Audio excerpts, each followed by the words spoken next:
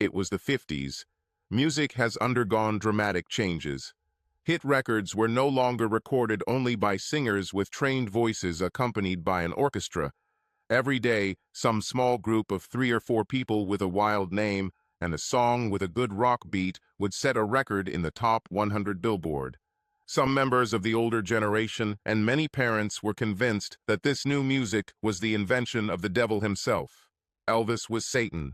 His apostles included Buddy Holly, Bill Haley, Chuck Berry, Jerry Lee Lewis, Eddie Cochran, Carl Perkins, and many others. There were some doubts about Ricky Nelson. He really sang rock, but from a good family. Luckily, Ray Reynolds' parents didn't think rock music was evil. They supported their son as he formed a 3-piece band with guitar, drums, and bass. Ray did vocals and guitar. Jim Robbins played bass and Larry Couch was the drummer. The boys lived in the same area, went to the same school, and attended the same church. Above all, they were good friends and talented musicians. They played a lot of socks, teen towns, and wherever possible. They performed hits of the time mixed with original songs written by Ray. They named their group Ray and the Renegades. They tried to copyright the band name, but Ray saved copyrights to your songs. The boys didn't get rich, but they were doing pretty well for high school students. They played during breaks in theaters, parties, stores, etc. There was even one bar that organized events to allow the band to play there. Band members were not allowed to be anywhere in the bar except on stage. They could accept tips, but could not accept any drinks. Even wheels no. The owner assured them it was legal, but the parents were concerned about it. No one was arrested, so what the hell? Playing in a bar prompted the band to make an important musical decision. Most of the bar's patrons' requests were for country songs. Out of necessity, the boys began adding country songs to their repertoire. Ray also began writing country songs. They still played pure rock for young people and teenagers, but in the bar mostly played country.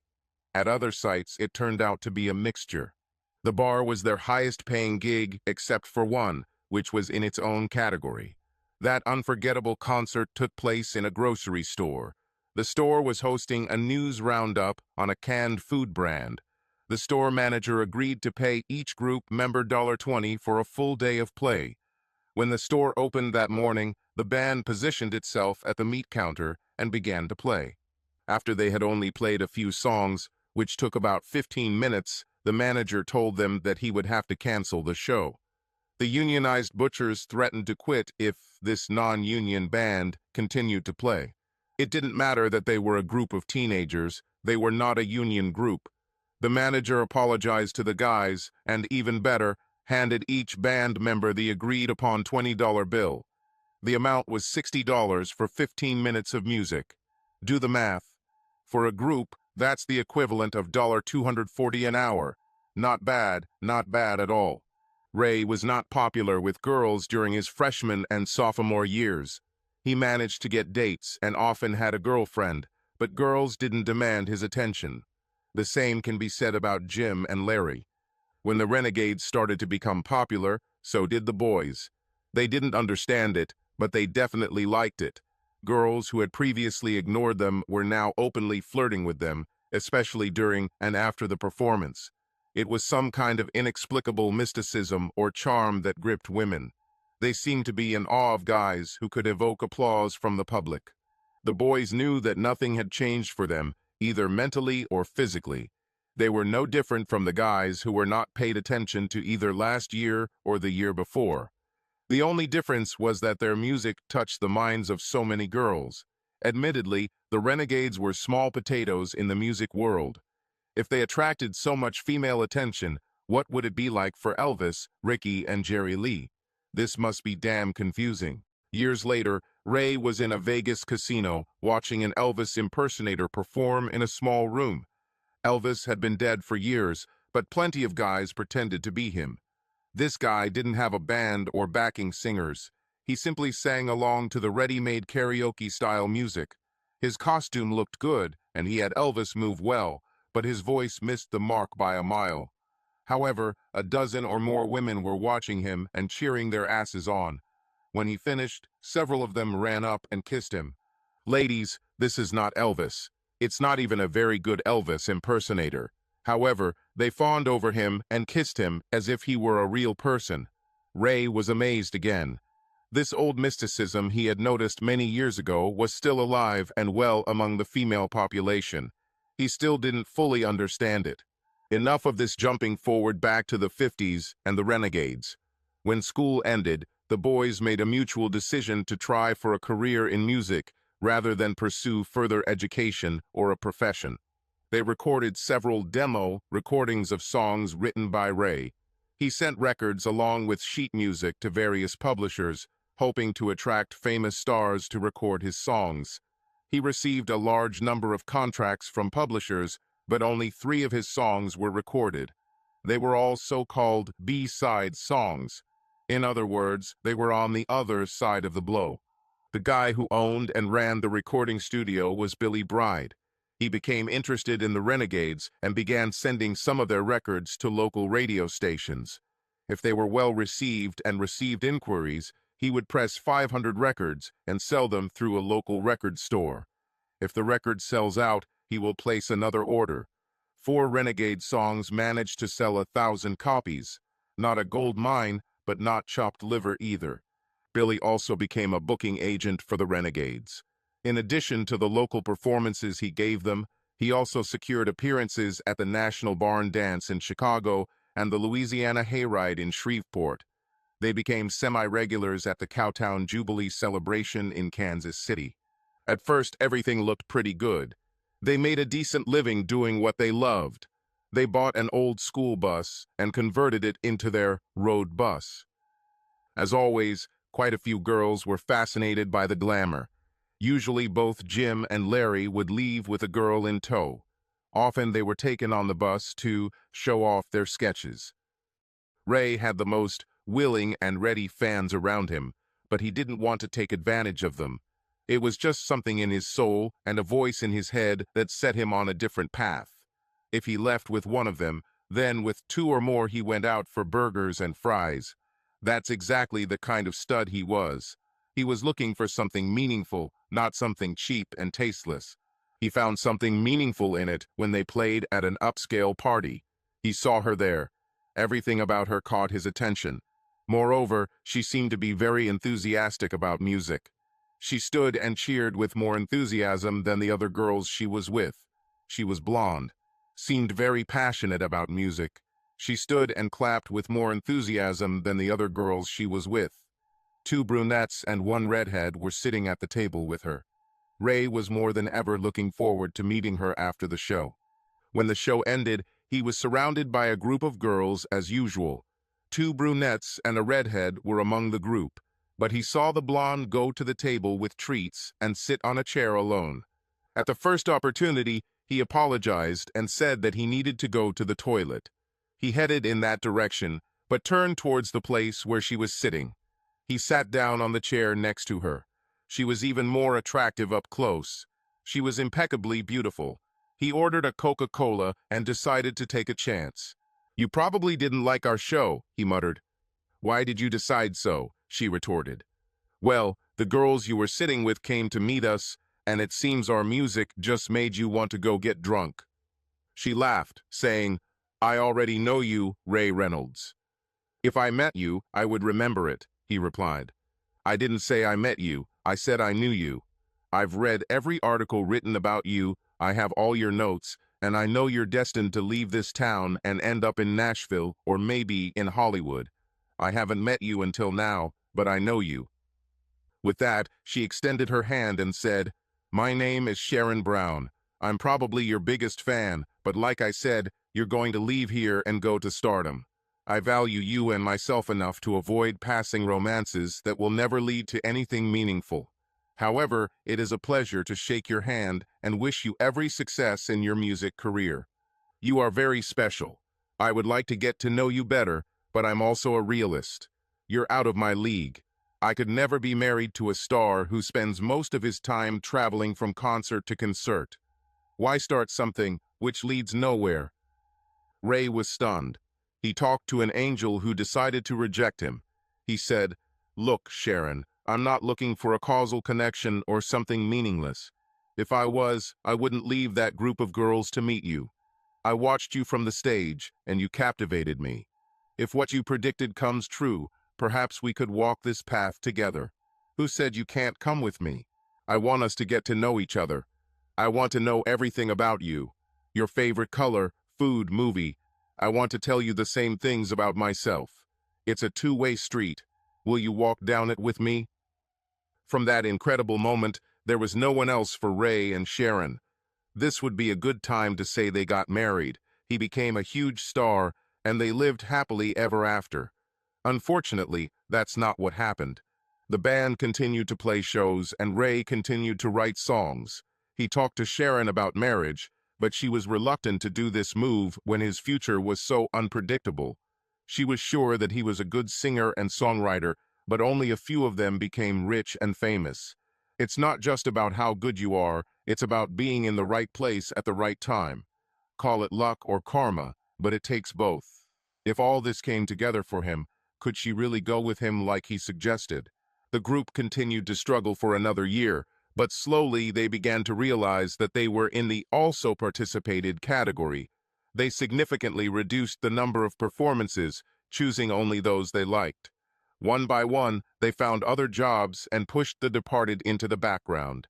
Billy Bear was doing well with his recording studio. He had upgraded his equipment and needed help to cope with the growing number of clients. Ray took a job as a recording engineer for Billy. It was a job that Ray loved, and he already knew how to operate all the equipment thanks to his time with Billy. It was a job with adequate pay and much more reliable than gigs. Jim and Larry also found work. Jim sold and demonstrated string instruments at a local music company. Larry taught drumming at a local studio. The renegades began to fade away. Sharon worked as a clerk in a warehouse. Ray and Sharon's combined income allowed them to finally think about marriage and family. Ray was happy for several reasons. The wedding was modest, just family and a few friends. Ray couldn't decide between Jim and Larry to be best man, so they hatched a plan to split the duties. This plan was used again for Ray and Jim at Larry's wedding, and for Ray and Larry at Jim's wedding. Sharon, Alice, and Mary became almost as close as the boys. The couples enjoyed their time together, and they always went out and spent time together. So what is the Great Divide? You've probably heard of The Day the Music Died, when the world lost Buddy Holly, Richie Valens, and the Big Bopper. The Great Divide for Ray and Sharon began when the music started playing again for Ray. The Great Divide began with a sweet time for three close couples. Ray wanted to record 10 new songs he had written. He could have done it in Billy Bear's studio, of course, but he wanted to kill two birds with one stone. He wanted to make an album of his 10 songs in a studio in Memphis that was becoming quite famous for its distinctive sound. He wanted to see how they achieved that sound and what equipment they used. Billy was also interested in this, so he agreed to give Ray something like a working holiday. Three couples decided to go to Memphis together. They rented a cottage near the city for 2 days and nights. Ray booked time at the recording studio. The guys started rehearsing the songs a couple of weeks before the trip. The guys were very surprised by the studio in Memphis. It was smaller than Billy's and somewhat shabby. The equipment was impressive. They used Ampex tape recorders, Telefunken microphones, and a Scully cutter to cut records. The secret to their sound was the way they created the echo effect. Instead of using an echo chamber, they used a moving playback head that fed a signal back to the recording head. In this way, they achieved a super echo effect that varied depending on the position of the movable playback head. It was brilliant. The Departed came back to life for 3 recording sessions. They managed to record all 10 songs perfectly. Each couple received a 33 RPM record with these songs. Ray was able to walk away with a copy of the recordings of the sessions. After this adventure, the couples traveled around the area, enjoying the views of the Smoky Mountains, spending time in Gatlinburg, and admiring Nashville. They ended the trip by visiting the Grand Ole Opry and watching the midnight show from the Ernest Tube Store. When they returned home, the Great Division began. Ray received a call from a man known in the industry as the General. He managed several big artists. He was the chief in the world of rock music. He heard the album The Departed recorded at Sam's studio in Memphis. The general wanted to know if Ray had written all 10 songs. Ray assured him that he wrote them and that he had the copyright on everything. The general then asked if anyone else had helped with the writing or if anyone else was listed as the author. Ray again assured him that no one else had helped write the songs. The general then asked Ray to come to a famous studio in Nashville to record all 10 songs again. He said, "I'll cover all the travel expenses and pay you for your time." Ray asked if this affected Jim and Larry too. The answer was, "I'll provide the band for the recordings. All Nashville needs is you and your songs. We won't need the renegades." It was a difficult decision for Ray. There were always all 3 renegades. To do so would mean their disintegration. Ray asked for time to think. The general said, "This sentence ends when we hang up. I think you have a place in my stable of stars, but this is far from decided. If you are interested, tell me. If not, it was nice talking to you." He needed an answer now. Ray wondered how Jim and Larry would feel about this. He wondered if this would lead to something more. He wondered what he would tell Sharon about this. But it was the general on the other end of the line. He said, "I agree, sir, and thank you for the opportunity." The general said that his secretary will call to coordinate logistics and finalize the transaction. And so, the decision was made. The first step towards the great separation for him and Sharon had been taken. Ray told Sharon first. He told her everything that happened. Sharon asked, "Does he want your songs for one of the artists he manages, or does he want you?" Ray thought about it. He replied, "At first I thought he wanted songs for someone he manages, but that doesn't need a new record. The one we did in Memphis, which he already has, would do it. And also the fact that he wants to do it in a studio in Nashville means he wants a finished product for the market. That makes me think he wants me on the record. He said he sees a place for me in his stable of stars." Those were his exact words. "It scares me a little, but I think he wants me and my songs." Sharon said, "Ray, I know this would be your dream come true, but this could be my worst nightmare. Now we have each other and we are happy. I'd love to see your songs sell. This would mean that we could probably get a nice house and live comfortably. But if you become a star, I fear for our marriage. You know how the girls were on The Departed, right? If you are in the general's stable of stars, it will be much worse. What man can resist all this? Our marriage will be in imminent danger. Knowing this, how can I tell you to forget about your dream? I'm in a losing situation." Ray told her that for now he was only asked to do one more recording. He thought the best course of action was to go and make a record and see where it led, if any.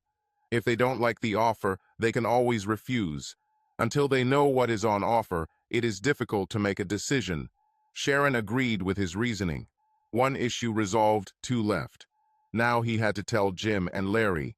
It turned out that Jim and Larry were not upset about what happened. They agreed that Ray should see what was on offer. They were confident that he would make the best decision for himself and Sharon. The next day, the general's secretary called. She said that on the first day of his visit to Nashville, the general wanted to meet Ray so they could get to know each other. This will take place at the general's office in Nashville. If everything goes well, recording will begin the next day. The recording will be appreciated by the label and the general's people. If she is accepted, the general will offer Ray a contract to participate in Teddy Harold's farewell tour. Ray admired Teddy for a long time. Teddy was a big star in country music for many years. It would be an honor for him to open. Finally, Ray had something to tell Sharon. She reiterated her belief that their marriage would not survive if he was on the road with the superstar for months. Ray noted that a lot has to come together before he is offered a spot on Teddy's tour. He suggested they take it in stages, knowing they could quit at any time. She asked, "Are you saying I can veto the tour?" Ray said, "I say we'll discuss it and make a decision together." Sharon was pleased with this. When Ray's plane landed in Nashville, a young woman was waiting for him. In her hands, she held a sign with his name. She took him to the general's office. After a few minutes of informal conversation, the general told Ray a popular Nashville story. When Hank Williams showed his songs to publisher Fred Rose, Fred didn't believe Hank had written them himself. To prove he was right, Fred told Hank to go into the room across the street and write a song about the mansion on the hill. As the story goes, Hank returned a few minutes later with the lyrics to "In Your Loveless Mansion on the Hill." The rest was history. Ray said he had never heard this story. The general said, "Let's try it ourselves. Sit here and write me a song. Make it about a guy who loves a girl and she still loves her ex. Can you do this for me?" He handed Ray a pen and paper, adding, "When you're done, press the red button and I'll be back." As soon as Ray sat down, the words poured out. "Last night in the moonlight, she was next to me, as close to heaven as mortals can get. I whispered, 'I love you.' She replied, 'I love you too.' But then the words that followed broke my heart into pieces." Chorus: "I don't want to hurt you, but you should know.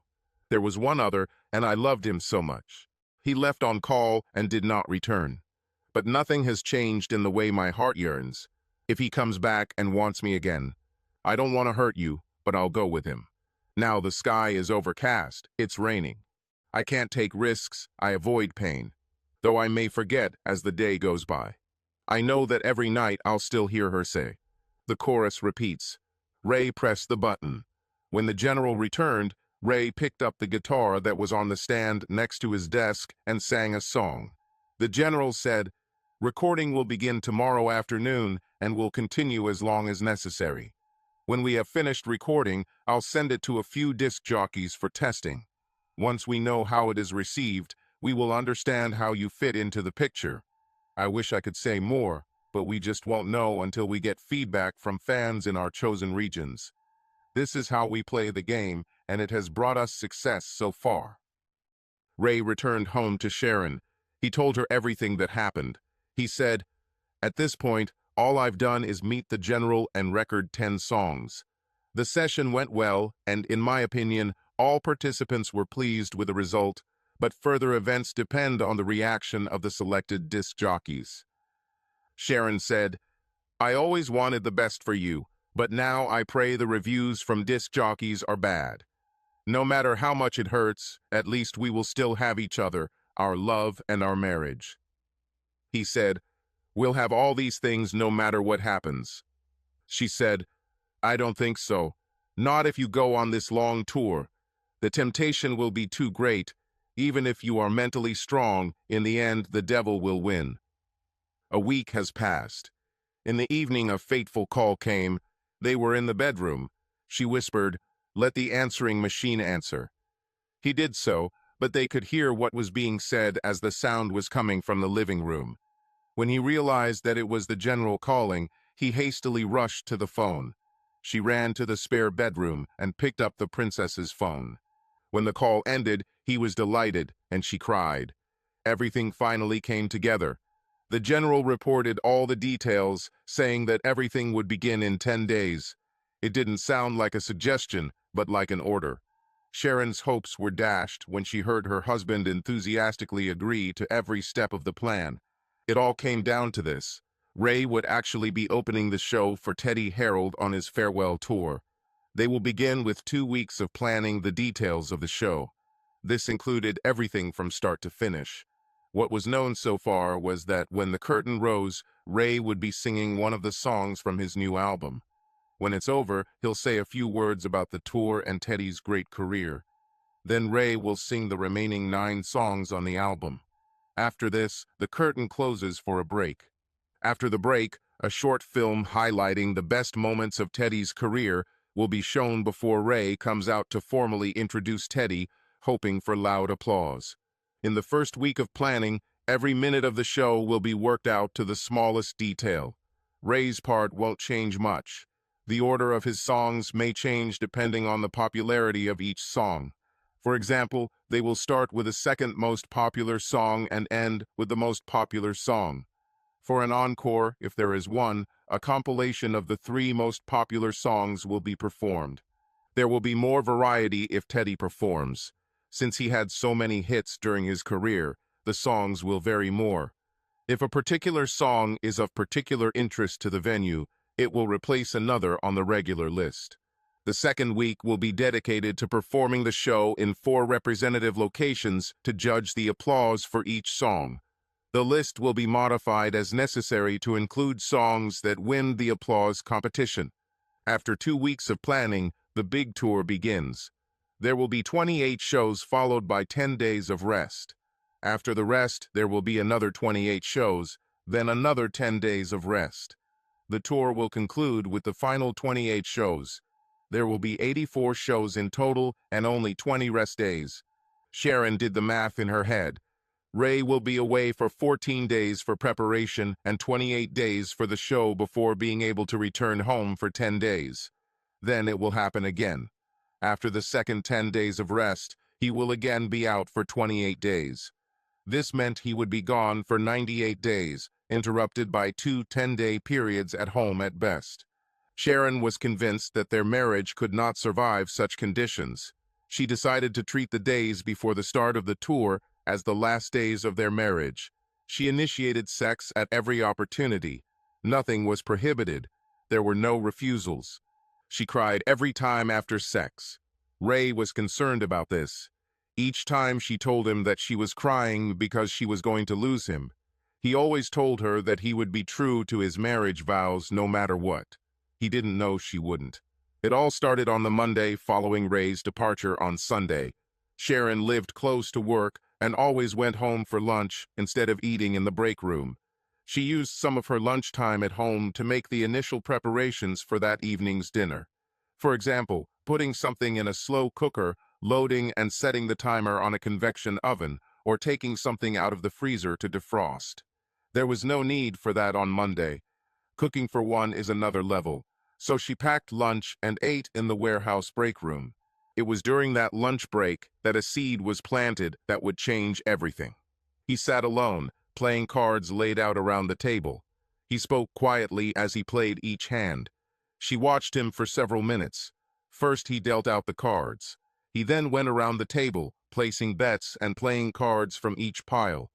At the end, acting as a dealer, he analyzed the cards and made payouts. She didn't know if he was a little crazy or if there was some meaning to his actions. As the lunch break came to an end, he began to clear the table. Her curiosity overcame her skepticism, and she walked over and introduced herself. It turned out that he worked as a forklift driver in another department of the warehouse. His name was Bruce Mays. He wasn't as attractive in appearance as Ray, but she still considered him above average. They spent a few minutes talking, which was pleasant. It turned out that he was taking a casino dealer training course. He played each hand and evaluated the results like a dealer.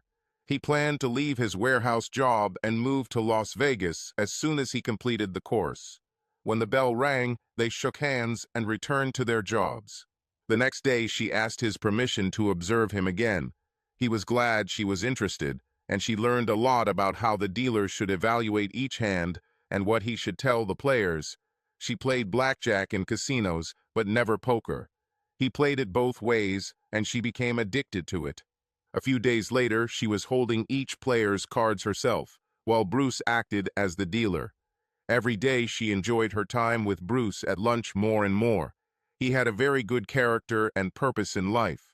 He wanted to eventually become a pit boss on his way to running a casino. He had a plan for life. The more they played during lunch, the more interested Sharon became. A week later, she asked about taking the course on her own. Since she was about to end her marriage, it would be helpful for her to have a well-paid skill to get by in life. He said he could teach her everything if she had time. This would help him understand the material better if he were explaining it to someone else, and would allow her to avoid the high cost of the course. She could get around this requirement by taking a test at a casino. He quickly noticed that they would need to spend a lot more time together than they got during their lunch breaks at work. They would need to meet several times a week for at least 2 to 3 hours. The best place to do this would be at his home, as he had an actual playroom set up for this. Thus began a learning curve that eventually led to learning some non-casino-related things. On their first Saturday together, they went to Eddie's nightclub for dancing and drinks.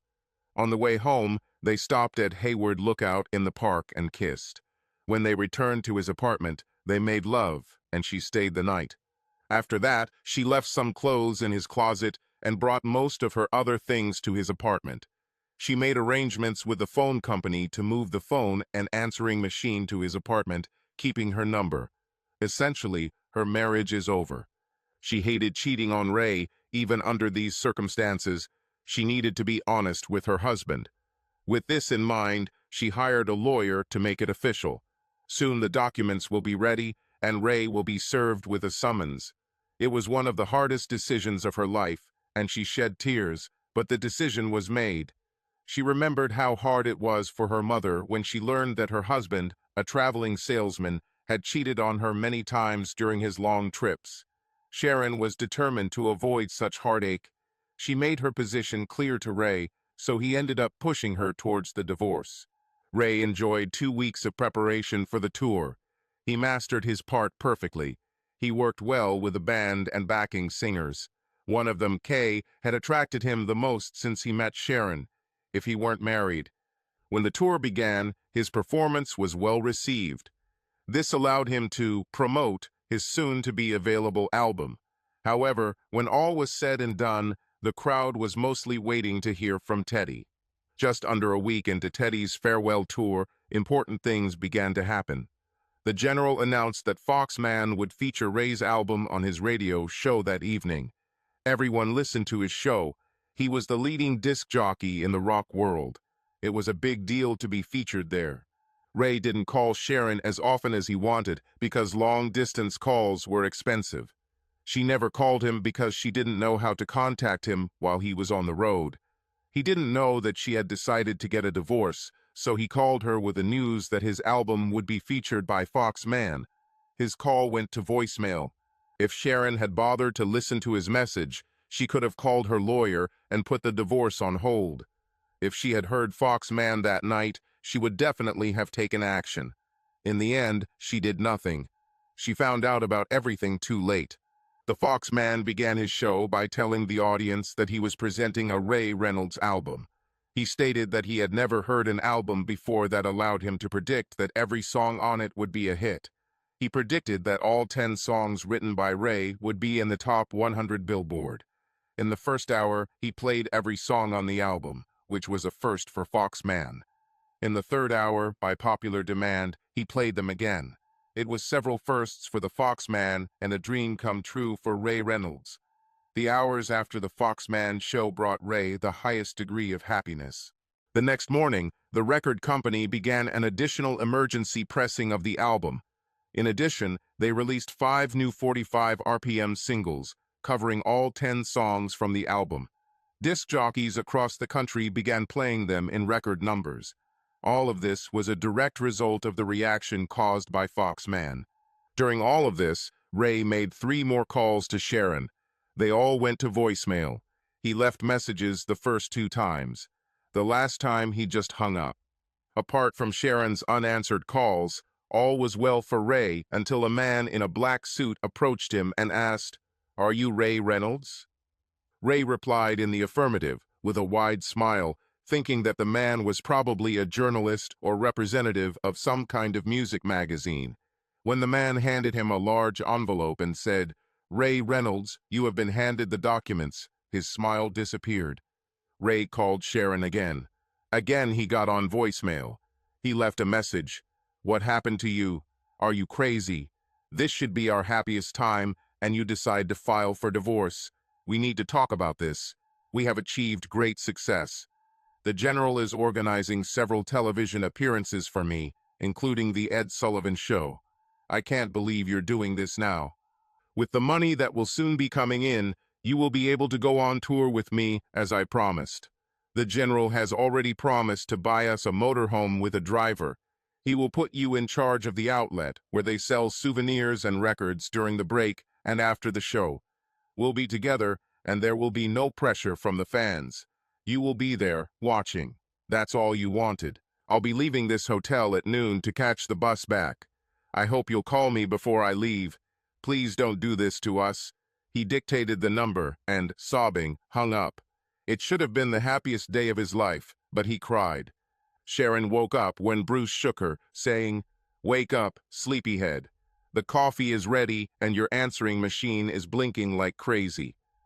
She replied, "The answering machine will wait, but I need coffee now." While she was drinking her second cup, she received a call. It was a call from Beverly, her boss, so she answered. After the hello, Sharon sat listening in stunned silence. Beverly told her about the Fox Man show and everything else.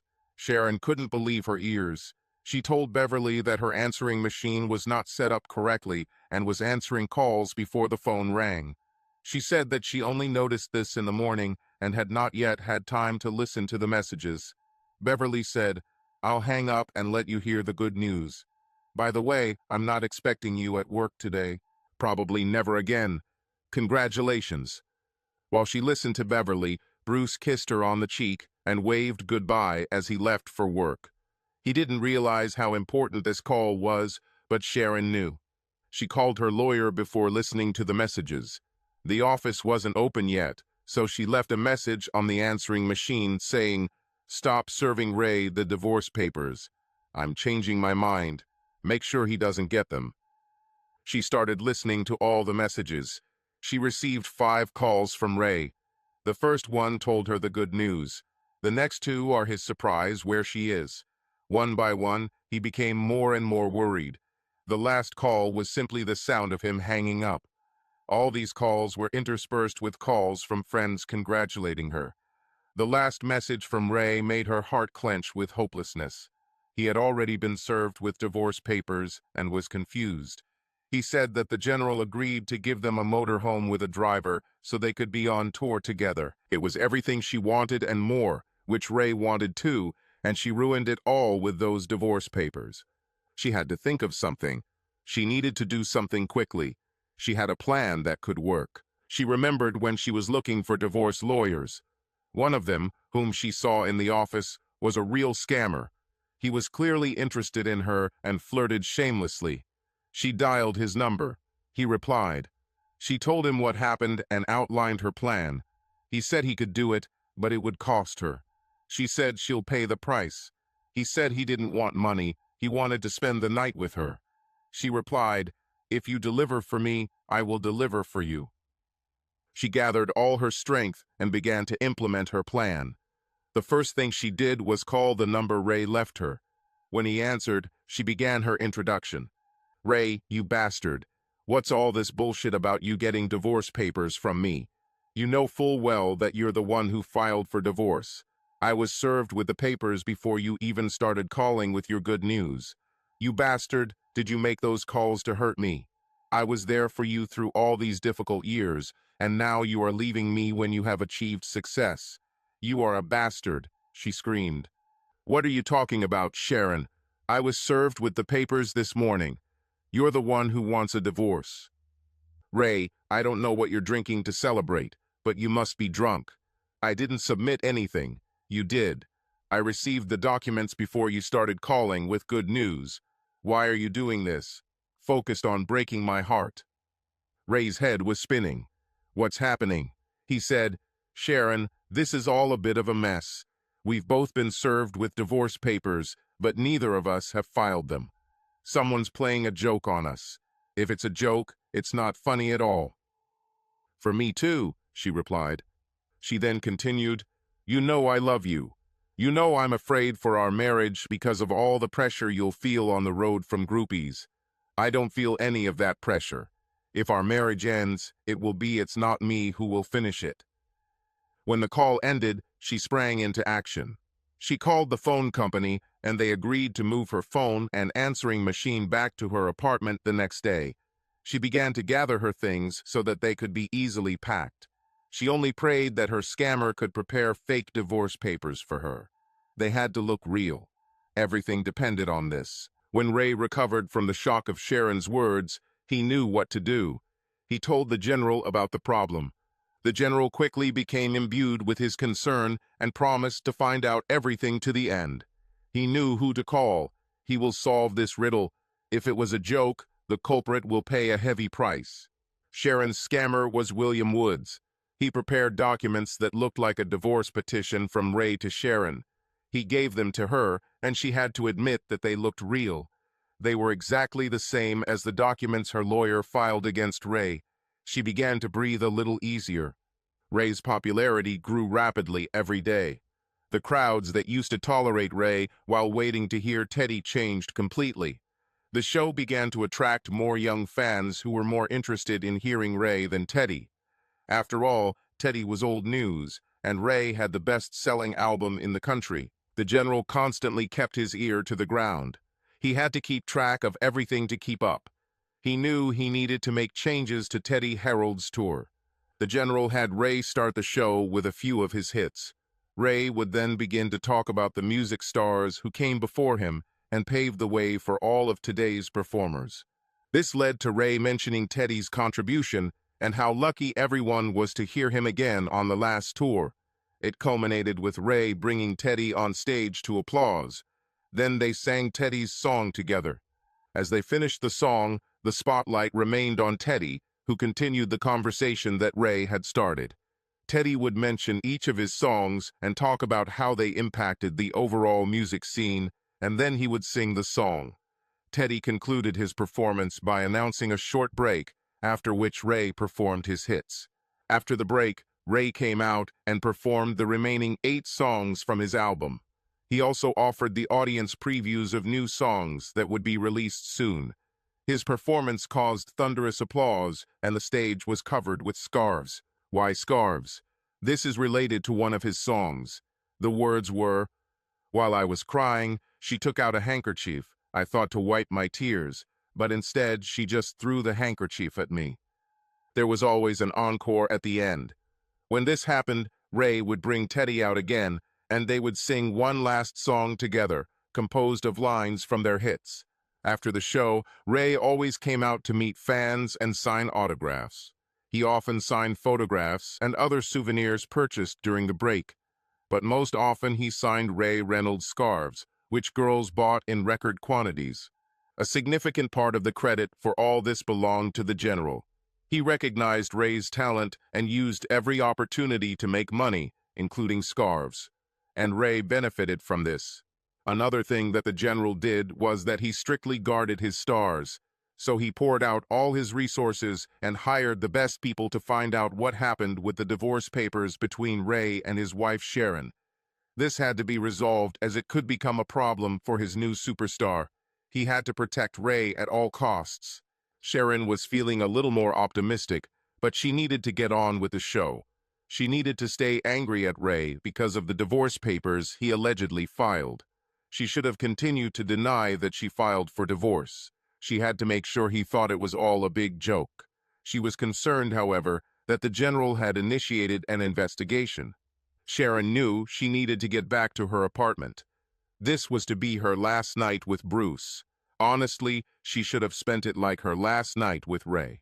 Accordingly, she asked Bruce to take her to Eddie's nightclub. They haven't been there since their first date. As before, after dancing and drinking, she asked him to go to the Hayward Lookout.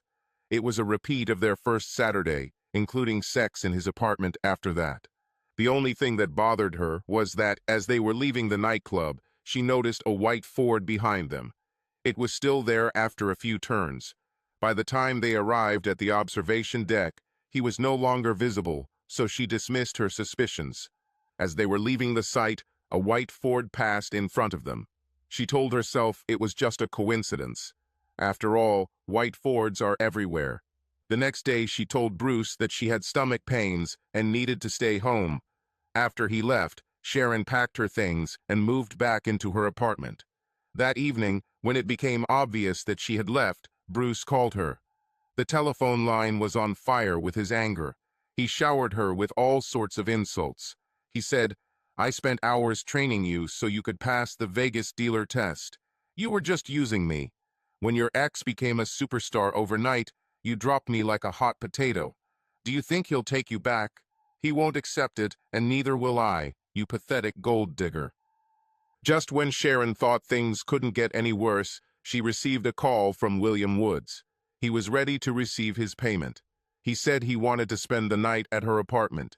Knowing that everything depended on the false documents he had prepared for her, and that their preparation was not without risk to him, she agreed to accept him into her bed for the night. She spent a disappointing night with a cheater. As he left her apartment the next morning, she noticed another white Ford parked across the street. It was too much of a coincidence. She started to worry again. When the general received the report on the divorce papers, he found himself in a quandary. His new superstar was looking forward to the upcoming break from his schedule so he could go to Sharon's house. Ray spoke to her every day now. He planned to take her with him for the rest of the tour. The general didn't want to ruin Ray's dreams, but reality is reality, and even superstars have to face it. The truth is the truth, and this truth was bitter. 3 days before the break in the tour, the general took Ray aside and, as discreetly as possible, showed him the results of the investigation into the practical joke with the divorce papers. First, the divorce papers filed by Sharon Reynolds were prepared by a licensed attorney and were legal in all respects. Her statement was filed with the court and is legal. This is not part of a practical joke. The divorce process has already begun and time is ticking. The divorce papers that Sharon allegedly received from Ray had no information about the attorney who prepared them and were never properly filed. Despite their plausible appearance, they are completely fake. The bombshell that rocked Ray's world was an envelope containing photographs and films. They clearly showed her cheating with 2 different men. There was sex both in the car and in their apartment. The quality of the film wasn't the best, but it was good enough to break his heart. The general said his lawyers advised a quick course of action. Since Sharon's divorce papers were legal, not withdrawn, and more than fair, they should send consent immediately. This must be done before she changes her mind and withdraws your statement. She agreed to split the money between them and keep only your car. She said Ray could take the rest. Lawyers suggested that she felt guilty at that moment and did not want to hurt him even more. She did not ask for alimony or make any claim to his future income. She did not request counseling or require a personal meeting. She made everything as simple as possible. She won't gain anything from his recent success since it happened after she filed for divorce. Therefore, you need to act quickly. Tears flowed in Ray's eyes as he signed the consent document prepared by the lawyers. There was only one amendment. He insisted that she return to her maiden name. She will return to be Sharon Brown instead of Sharon Reynolds. The divorce was finalized and years passed. Ray's career was still going strong 5 years after the divorce. His admiration for Kay grew into friendship. Friendship grew into a relationship. The relationship led to an engagement. The engagement led to marriage. Marriage led to fatherhood, one of each. All this led to happiness. Over the years, Sharon tried to contact Ray many times without success. She finally booked a VIP ticket to one of his concerts. It was expensive, but she needed to see him. A VIP ticket guaranteed a meeting with the star. Yes, she met him. He shook her hand, saying, "Sharon, I can't believe you're a fan of mine." She replied, "Always have been and always will be. Can you take a few minutes to talk to me? Can we go out for a drink or something?" He said, "I'm married, Sharon. I doubt my wife would like me spending time with another woman. You of all people should understand that." She replied, "Take her with you. I'm not going to say anything bad. She will understand how happy she is when I hear what I want to say." He said, "As much as I love it, there's no time for that. We need to move on right after the team loads up our equipment. Plus, I need to talk to the rest of the fans. Thanks for coming." Her eyes filled with tears as he left. She decided that she would never attend his concerts again. She had all his notes and read all the articles about him. She tried to keep up with his distinguished career. She dated several men, but never got serious with any of them. She lived in constant regret. She remembered crying for hours after seeing photos of his wedding. Kay looked so happy, as did Ray. There were photos of their motorhome too. It was great. He didn't tour as much anymore, but when he did, his whole family was with him. The family was the embodiment of happiness. Sharon knew it could be her, traveling with him on his great tours. If she had trusted her husband, none of this would have happened. Hell, if she had waited just one day before serving Ray those disastrous divorce papers, she would have known that she could travel with him, and there would have been no divorce. It would have been her in the camper van with him, not Kay. She's everything there still would be Sharon Reynolds, not Sharon Brown. She would be the mother of his children. She would be pleased and a complete person, not this anxious and broken woman she sees in the mirror every day. She missed the opportunity to share his fantastic life in just one damn day. Timing is everything. Subscribe to our channel.